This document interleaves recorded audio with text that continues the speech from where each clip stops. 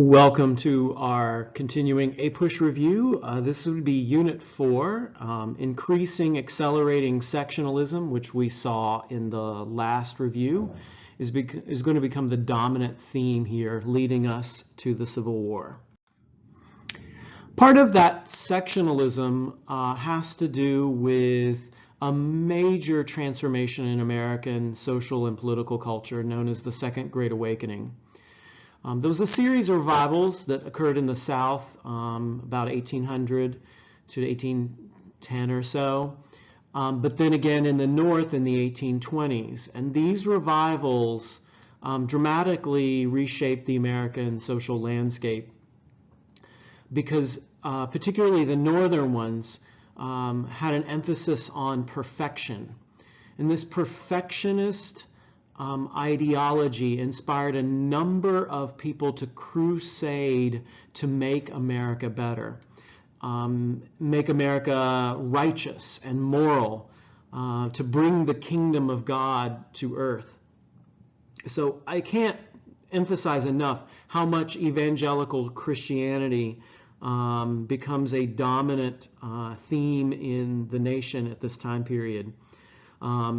It absorbs itself into all aspects of American society with its relentless drive to make things perfect, to make public morality match the godliness that these revivalists had envisioned, and to bring a sense of righteousness to almost every facet of American life.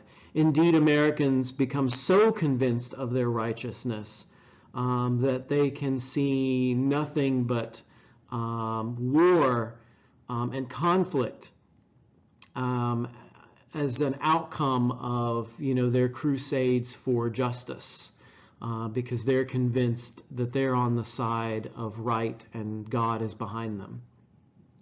So these revivalists can be seen influentially in a number of social movements, getting people to stop drinking alcohol, which is known as the temperance movement at this time. You're supposed to temper your drinking. That is, you don't have to necessarily give it up completely, but you do need to make sure that you are not drunk, because being drunk is a sin, and God certainly cannot communicate to you in that state. The Spirit cannot reside in your body, the temple that is your body.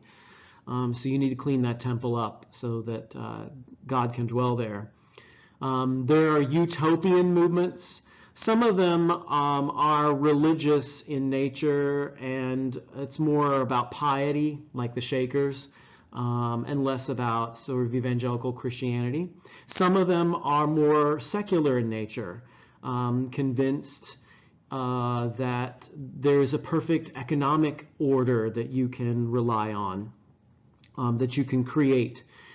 If you would only just move people out of society, which corrupts them, into a community where they can be perfected and made better.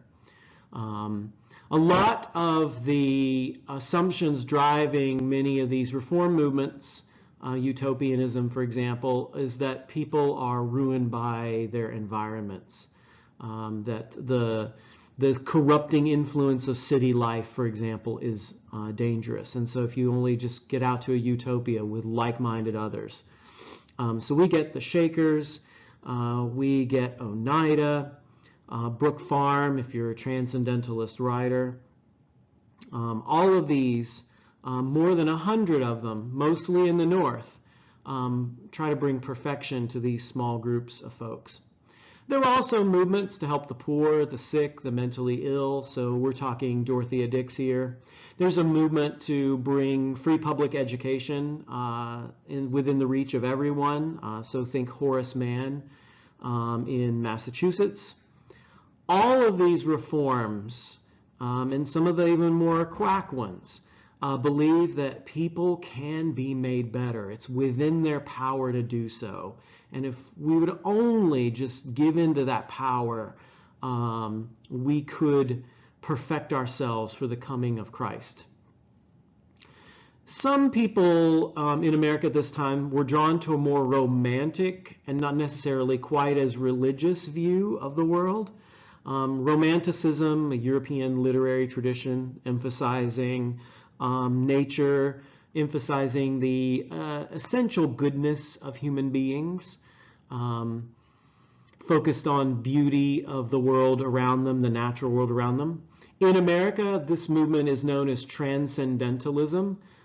We would kind of think of as early hippies and tree huggers. The beautiful natural world out there connects us to the divine. And that divine doesn't have to be an explicitly evangelical Christian version of God. Some of these transcendentalists are actually attracted to Eastern philosophy, so Buddhist and Hindu ideas. These transcendentalists made their mark in literature. Writers Ralph Waldo Emerson and Henry David Thoreau wrote numerous works. Emerson, famous for talking about America needing its own, homegrown scholars, the American Scholar essay that he writes. Henry David Thoreau writing about civil disobedience, and he lived it as he went to jail for refusing to pay his taxes to support the Mexican War. So these dramatic changes in American social and political life coming out of the Second Great Awakening cannot be ignored or underestimated. One of the significant reform movements that will come out of this righteous, wrath of God to reform and perfect American society will be abolition. Anti-slavery, of course, didn't need a revival movement to convince slaves that slavery was bad. They lived it, they knew it. And periodic slave rebellions are proof of that, such as Nat Turner's revolt in 1831, in which Turner and his band killed 55 white folks in their sleep at night before being captured. That sparks Southerners to be much more afraid of slave rebellions popping up all over the South in imitation of Nat Turner. It also prompts them to complain that Northerners, and abolitionist Northerners in particular, are meddling in Southern life and encouraging slaves to revolt and upsetting the domestic relations of the South. So this revival spirit, leading to anti-slavery, is actually going to increase sectionalism. Northern abolitionists, in the process of defining themselves, eventually land on two principles that are going to be key in their movement, which is slavery should be immediately ended. It's a sin, it's ungodly, and you don't gradually get rid of that sin. You get rid of it immediately. And it should be without compensation, because you don't pay people to stop sinning. So they do a letter campaign to write to Southerners, the abolitionist males controversy, if you remember that, to convince them of the righteousness of God, of getting rid of slavery. And they are a distinct minority in the North. We are often in the habit of assuming that all the Northerners are abolitionists, and they're not. There's only about 10,000 abolitionists. A bulk of them, in fact, are women. We know because women are the bulk of the signers of abolitionist petitions, and they are not popular among most Northerners. In fact, there are lots of older views about handle the slavery problem. For example, one older way of dealing with slavery was colonization. Free slaves, but then send them to Africa. And that remains popular. Even Abraham Lincoln talks about it during the early Civil War. So you've got a vocal minority convinced of their righteousness and that God is behind their cause, and that is not going to sit well with Southerners, who are going to start increasing their defense of slavery as a positive good, that slavery is a wonderful institution. It rescued Africans from Africa. They're fed, they're given Christianity. It's good for the white people of the South to have a class that's lower than them. All around, slavery is the best institution in the world. And it's certainly better in the Southerners' minds than the Northern system of free wage labor. These abolitionists are many. There are black abolitionists, there are female abolitionists. The one that everyone mentions because he is so vocal and so insistent on getting his views across is William Lloyd Garrison, who published a newspaper, The Liberator, in which he said slavery was a violation of Christian ideas. It has to be immediately ended. He said, don't ask me to be a moderate. Don't ask me to compromise, because this is wrong and it needs to end. Many Northerners surreptitiously aided in the escaping of slaves on the Underground Railroad. Slaves themselves organized the runaways from the South. So you might, for example, mention Harriet Tubman here. And that only increased tensions with Southerners who were convinced that abolitionists were plotting against their property and their liberty through these incendiary publications and the activities of the Underground Railroad. At the same time as all the abolition is happening and the Second Great Awakening is happening, you've got women organizing themselves for greater freedoms. In fact, they get their start in the abolition movement. And a lot of them recognize that they're in a similar position to slaves. They're both under the subordination of white men, though women aren't owned in the same way, but it's very similar. And they recognize that sort of socially and publicly, the roles that women are expected to live under, the cult of domesticity as it's called, is very constraining on them. That they're expected to be wives and mothers who obey their husbands with submissiveness and piety. That robs them of their dignity of intellect. You know, if they can stand and argue for the freedom of slaves, why can't they have that freedom for themselves socially as well? So by 1848, about 18 years after the birth of the radical abolitionist movement, the women meet at Seneca Falls and they write their own Declaration of Independence, copied, of course, from the Jeffersonian one. And it declares that women will no longer be under the subordination of their husbands, who were tyrants over them. And they demanded all kinds of rights. Rights to control their property, rights to education, rights to just be respected for being able to speak in public and have an opinion on political affairs, which at this time is considered a no-no. You know, a woman who speaks publicly de-sexes herself when she does so. So they want those rights, and the Seneca Falls Declaration also pushes for the right to vote.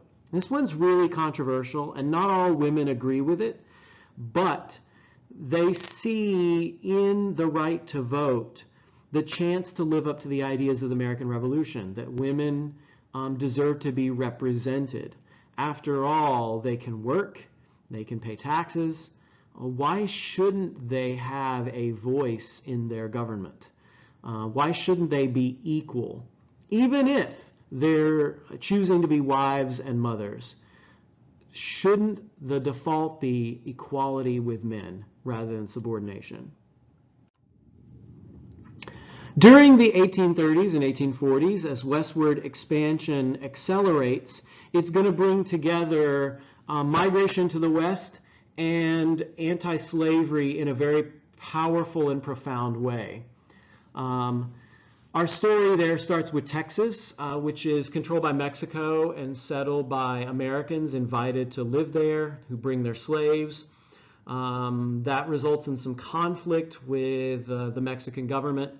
And then the Texans establish their freedom through a revolution. They are an independent country for about 10 years before they join the United States as a slave state. Abolitionists do not want that, so there are tons of abolition petitions against adding Texas in the 1830s. But eventually in 1845, Texas is a state, and that further erodes relations with Mexico. So the United States sends troops down to the border between Texas and Mexico, and this is a disputed border. So it is not an agreed upon location. And the American troops essentially provoke a war. They get themselves shot at and attacked, and that gives the United States an excuse to go to war, which furthers the goals of Manifest Destiny to bring in new lands and subjugate them for Americans because it's our God-given right to do so. And the Mexican War is a pretty quick conflict for the U.S. Mexico is really not in a position to beat the United States, and the U.S. successfully wins, but it further arouses Northern suspicions, Whig suspicions, that this is a war about the expansion of slavery, that this really isn't about the addition of new land. Southerners just want the land so they can spread this horrifically evil institution of slavery. The lands that are brought into the United States as a result of the Mexican War include the New Mexico Territory, shown here on the map, the Utah Territory, California, this little bit over here of Texas, as soon as Texas's boundaries are established.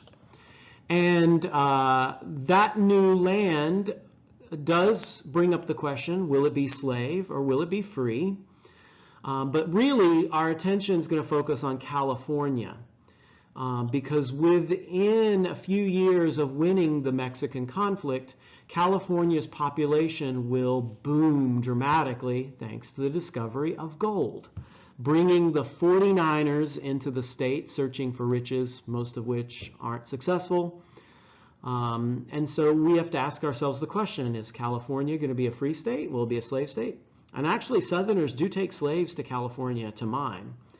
You could draw the Missouri Compromise line across, but they would split California in two. Well, that's not what we want. Plus, the Missouri Compromise line just really applies to the Louisiana Purchase territory. So we need to come up with some new rules here for how we're going to handle this area. And that results in the Compromise of 1850. It's one of Henry Clay's last compromises, although he's pretty feeble, and a younger junior senator named Stephen Douglas actually does the work for him. It results in popular sovereignty being applied here, meaning we will allow the people of these two territories to vote on slavery or not. It'll be their choice. If you've ever seen these territories, you would know right away there's no slavery going on there. It's not really going to happen. There's no agriculture, no cotton plantations going on in these places. So California will become a free state. But here is the kicker, the one that actually makes this compromise a problem in the long run. Southerners demand a fugitive slave law. Now, there'd been one on the books since the 1790s. It's written in the Constitution that runaways will be returned. But they want a stronger one. They want a fugitive slave law with some teeth in it. And this new fugitive slave law has some provisions that really tick off Northerners. It effectively makes Northerners into slave catchers by forcing them to help Southerners catch runaways, and you'd be fined if you didn't. It makes the federal government responsible for the runaway slave process. So it puts slavery in the hands of the national government rather than keeping it as a state's issue. It denies the captured slaves a right to a trial, so they can't even defend themselves and say, look, it's not me. I just look like a guy you think is a runaway slave. So with no provisions for defense, you could essentially kidnap people from the streets and then take them to the South. So Northerners are incensed. They're angry over this law. It's in the words of one Northerner, a filthy enactment, and I will not obey it, by God. So we're going to set up actually a showdown between the North and the South over this issue of runaways. The showdown over slavery continues with the organization of Kansas. Kansas is north of the Missouri Compromise line, so there should be no slavery there. But our junior Senator Stephen Douglas introduces the Kansas-Nebraska Act as part of a strategy for building a transcontinental railroad. And in order to get Southern support, he makes this territory of Kansas open to slavery through popular sovereignty. So if the people of Kansas move there and they have slaves and there's enough of them to vote for slavery as being legal there, Kansas could be a slave state, even though it's north of the Missouri Compromise line. So this act that happens actually just goes ahead and repeals the Missouri Compromise line. Because if you could have slavery here by the vote of the people, why not here, or here, or here, or in any of these places in the North? If we're just going to make popular sovereignty the way we're going to handle the organization of these territories. So Northerners see it as slavery expanding to the North. And it's a violation of a previous compromise that they had, held to since 1820. In their anger, this is actually going to lead to the formation of a brand new political party, the Republicans. Same Republicans that we have today with some modifications that make them slightly different than they were back in 1854. In Kansas, things went pretty badly there. There was bloody fighting between pro and anti-slavery forces on the ground, both of them trying to control Kansas and make sure there was enough of them to vote and take over to make sure slavery would be legal there. Republicans organize in opposition to the the taking down of the compromises that had held the nation together, the aggressiveness of Southerners to make the whole nation into a slave nation, and the spread of slavery to the West. And that is one of their particular fears that they're angry over the most. They want the West to be free for white folks to settle. Many Northerners are converting to the anti-slavery cause, but they're not necessarily going to like African Americans. And I know this is going to be a distinction that people are going to be a little confused over. Most Northerners are not really abolitionists because they like black people, but because they see slavery as a threat to white institutions. Slavery is a threat to white power in the North. It's a threat to white economic opportunity in the West. So they're more pro-white when they say they're anti-slavery. And one of the novels that helps convince the Northerners of this attitude would be Uncle Tom's Cabin, Harry Beecher Stowe's response to the Fugitive Slave Act, showing the horrors of slavery and what happens to runaways. And then finally, sectional tensions increase even more with John Brown's 1859 raid on Harper's Ferry. Brown, who had been in Kansas murdering slave owners, the family that slaves together stays together, he and his sons going out and killing slave owners, moves his plans for an uprising of slaves to West Virginia, and it does not go well. It's a failure. His apocalyptic visions of, slaves flocking to his cause and taking guns and overthrowing slavery in the South just doesn't pan out. But Southerners are really upset that this represents maybe just the beginning of more Northern aggression on the South. Maybe there will be Southerners who will take up arms hearing about John Brown's raid, and they think that the North is secretly plotting against their liberties. In our review charts for this unit, please note the antebellum reform movement chart. This is a critical area to note here because the Second Great Awakening has such a profound impact on American social and political culture. So you'll want to review all of these: women's rights, abolition, temperance, are the three big ones to know, but some of these others could also be used as well in maybe an SAQ or a DBQ. There has been a DBQ on the era of reform movements for this time period. Another key chart to review would be the slavery problem.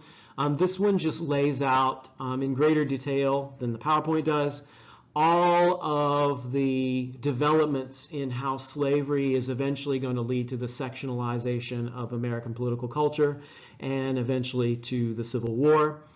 So please take a note of all of these things, and particularly ones that I didn't mention in the lecture, like Wilmot Proviso or the Lincoln-Douglas debates as well. And then finally, something that all AP students struggle with: political parties. So we still got the Democrats, still got the Whigs, but by the 1840s, we're getting minor third parties that are coming into play in the United States, such as the Free Soilers. The Free Soilers, who are a lead up to the Republicans, don't believe that slavery should be allowed to expand to the West. The West should be for white people. Their ideas are folded into the Republican Party. As the Whigs die, they move into the Republican Party as well. And there are some anti-slavery Democrats in the North who end up in the Republican Party too.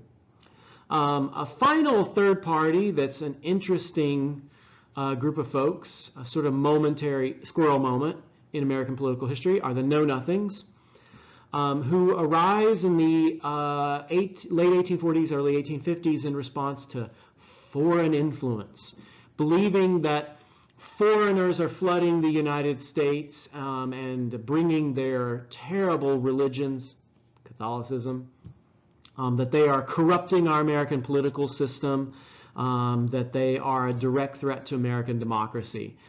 So there's this momentary focus on them, particularly in the North, and particularly aimed at Irish and German migrants, who are seen as, this Catholic threat.